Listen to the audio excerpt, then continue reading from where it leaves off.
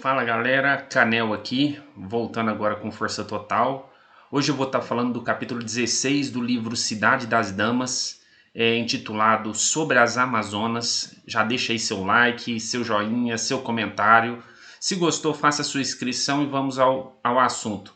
Eu sugiro para quem está começando agora a começar desde o primeiro capítulo do livro. Eu fiz uma playlist, eu vou colocar na descrição do canal e no final do vídeo. E você pode começar a assistir desde o início, a partir daí. É uma sequência de capítulos do livro A Cidade das Damas, que foi o primeiro livro escrito por uma feminista, considerado o primeiro livro. Bom, sem mais conversas, vamos direto ao assunto.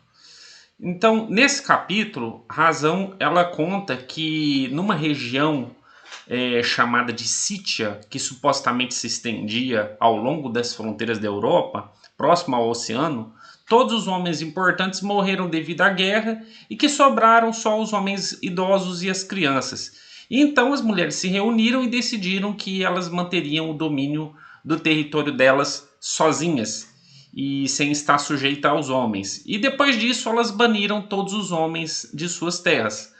Daí elas promulgaram um édito proibindo que os homens entrassem em sua jurisdição. E então elas começaram, para manter a população da cidade, elas começaram a se acasalar em determinadas épocas do ano. E se dessem à luz filhos homens, elas enviavam aos pais. E se fossem filhas, elas mesmas criavam.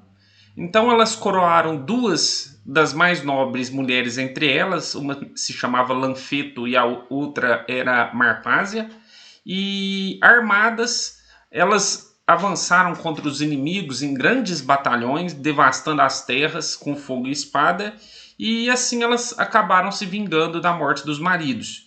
E a partir daí elas foram chamadas de Amazonas, que significa aquelas sem seios, porque em tese as nobres, quando eram pequenas, né, elas queimavam o seio esquerdo para não atrapalhar o uso do escudo, e as mulheres comuns removiam o seio direito para facilitar o disparo do arco. Então, Amazonas significa aquelas sem seios. E elas ampliaram seu país e seu domínio, e sua fama acabou se espalhando. Essas duas rainhas estenderam seu domínio para vários países, cada uma liderando um exército muito grande, e conquistaram uma grande parte da Europa e da Ásia, subjugando e adicionando muitos reinos ao seu domínio, fundando muitas cidades e vilas, e na Ásia fundaram a cidade de Éfeso, que há muito tempo é famosa. Bom, eu procurei alguns detalhes sobre essa história e não há nada que confirme se a cidade de Éfeso realmente foi criada pelas Amazonas. Mas, continuando, quando Marpásia morreu primeiro em batalha, né, das duas rainhas, uma era Marpásia. Quando Marpásia morreu em batalha, em seu lugar as Amazonas coroaram uma das filhas dela, né, que era virgem nobre também, chamada Sinope. E é dito que todos os habitantes do país onde sua mãe foi morta foram passados pela espada e a terra foi toda devastada. Sobre Sinope, Christine diz também que o único amor e cuidado era um exercício das armas e que ela cultivava tão ardentemente esse prazer que ela nunca conseguia se saciar. E ela atacava e conquistava diferentes terras e que por toda a sua vida ela nunca se dignou a se unir a um homem permanecendo virgem.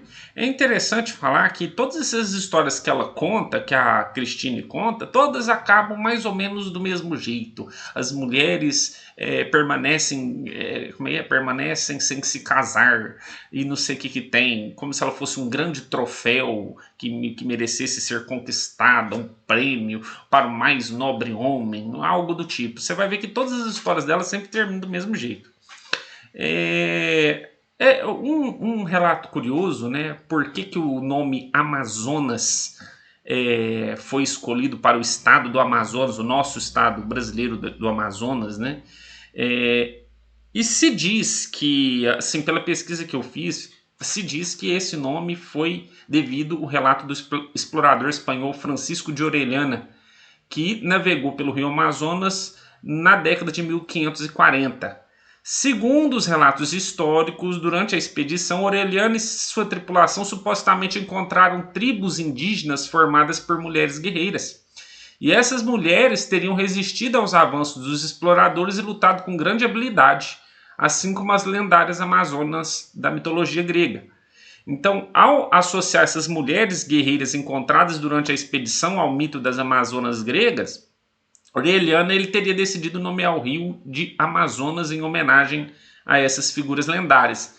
Essa escolha ela pode ter sido influenciada pela ideia romântica, né, e exótica de encontrar uma terra habitada por guerreiras corajosas, similar às histórias mitológicas da Grécia Antiga.